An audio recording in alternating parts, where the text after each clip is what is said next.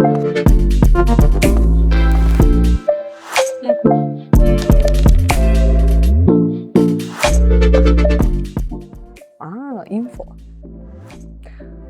Супер. За вас како UNDP, што значеше проектот за јакнување на улогата на народниот правобранител во еколошката правда? Овој проект беше важен од неколку аспекти, исклучително важен всушност од неколку аспекти. Првиот аспект е тоа што е прв проект кој што се имплементира во нашата земја во рамките на трипартитното партнерство, кој е составено од UNDP, Канцеларијата на Високиот комесар за човекови права и Глобалната алијанса на народните правобранители, секако се разбира во соработка со Канцеларијата на народниот правобранител во нашата земја. Дополнително за UNDP, овој проект е можно значен поради темата која што ја обработува, еколошката правда, и со него всушност се воспоставува една подлабока работа на оваа тема. И што е најважно всушност, најважниот аспект е соработката со народниот правобранител, кој што е институција која што директно ги заштитува човековите права на граѓаните во нашата земја, нешто што е од особена важност за UNDP. 1, 2, 3, 4. А од целиот овој проект што би издвоиле како најважен успех или резултат? Нешто што би сумирала како најголем успех е всушност сеопфатноста на овој проект и неговите резултати.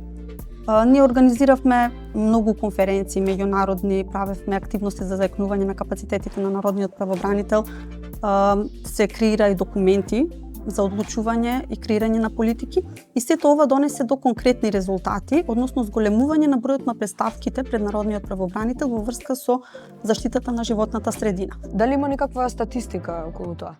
Да, неодамна всушност Канцеларијата на народниот правобранител го промовираше нивниот годишен извештај за 2025 година, во кој што всушност представките во врска со еколошката правда и животната средина се представки со најголем раст и имаат повеќе од двојно зголемување во однос на овие представки со 79 представки во изминатата година, што е на наша голема радост и гордост.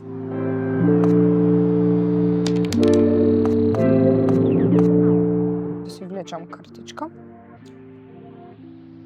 Па не е фер. Ме врати на правни лавиринти. Океј.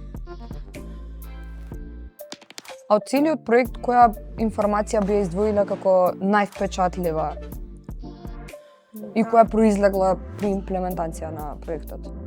Имаше многу такви, морам да признам, меѓутоа за мене најинтересен увид беше тоа што колку е голема всушност потребата за зголемено информирање на граѓаните и зголемување на свесноста на граѓаните во врска со пристапот до еколошка правда.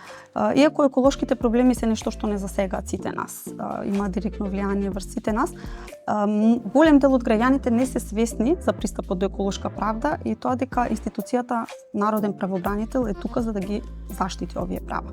И кои се следните чекори? Ова е всушност еден долг и далекосежен процес. Како што кажав, трипартитното партнерство е глобална иницијатива. Ние заедно со 15 земји од целиот свет всушност ја имплементираме оваа програма, од кои што 5 земји конкретно се фокусираме на еколошка правда. Учиме од меѓународните искуства, разменуваме исто така знаење и правиме поефикасни институции во секој од земјите во кои што UNDP делува нели во однос на оваа програма. UNDP ќе продолжи да работи на еколошка правда во секој случај. Ние ќе продолжиме да соработуваме со народниот правобранител за зајакнување на капацитетите не само во еколошка правда, во многу други области. Меѓутоа многу е важно тоа што ги воспоставивме овие основи, оваа платформа за натамошна работа за заштита на животната средина особено. Ако системот те игра, народниот правобранител игра за тебе. Проект за зајакнување на улогата на народниот правобранител во еколошката правда.